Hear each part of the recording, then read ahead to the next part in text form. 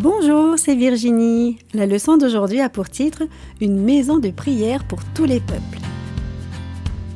Le verset à mémoriser se trouve dans Apocalypse 15, verset 4 « Toutes les nations viendront et se prosterneront devant toi ». Avez-vous déjà eu un invité spécial dans votre église? Peut-être un prédicateur célèbre ou un chanteur? Les Israélites invitèrent quelqu'un de tout à fait spécial dans leur nouvelle église, Dieu. Et il leur promit même de vivre dans leur temple. Les yeux de Salomon étincelaient. Le magnifique temple qu'il avait bâti était finalement terminé. Toute la construction était achevée. Tout l'ameublement était à sa place. Chaque détail avait été suivi. Le moment était venu de dédicacer, de consacrer le temple au Seigneur. Salomon appela les chefs de toutes les tribus et familles d'Israël et les invita à venir à Jérusalem. La première partie de la consécration consistait à amener l'arche dans sa nouvelle maison, le temple. Tout le monde regardait pendant que les prêtres emportaient l'arche de la maison d'Obed-Édom, où elle était restée pendant de longues années. Ils la transportèrent lentement, avec beaucoup de respect et de joie, jusqu'au temple. Le roi Salomon et le peuple sacrifiaient des brebis et des bœufs tout au long du chemin. Dans leur joie, ils en sacrifièrent tellement que personne ne pouvait les compter. Les prêtres amenèrent l'arche dans le temple, dans le lieu très saint.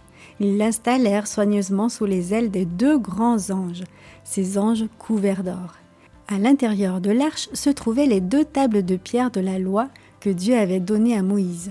Les 2 pierres sur lesquelles Dieu lui-même avait écrit sa loi 480 ans plus tôt.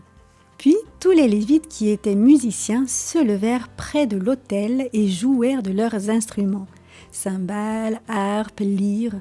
120 prêtres qui jouaient de la trompette se joignirent à eux. Les musiciens chantèrent et jouèrent tous ensemble. Ils louaient l'Éternel et le remerciaient. Il est bon, sa miséricorde dure à toujours. À cet instant, la chose la plus étonnante arriva. Une grande nuée remplit le temple. La nuée cachait la présence glorieuse du Seigneur. La nuée était impressionnante et si épaisse que les prêtres ne purent continuer leur travail. Ils durent quitter le temple à cause de la gloire de Dieu. Salomon vit la nuée et son cœur se gonfla de gratitude. Le temple était terminé et le Seigneur y était entré. Il se tourna et regarda les Israélites qui se tenaient devant lui. « Béni soit l'Éternel, le Dieu d'Israël !» s'écria-t-il. Puis Salomon s'agenouilla. Il leva les mains vers le ciel devant toute l'assemblée du peuple. Il commença à prier. « Ô Éternel, Dieu d'Israël, il n'y a pas de Dieu comme toi dans tous les cieux ou sur la terre. Tu tiens tes promesses et montres un amour constant pour tous ceux qui t'aiment et t'obéissent. Puisses-tu veiller sur ce temple de jour comme de nuit. Puisses-tu toujours entendre les prières faites vers ce lieu.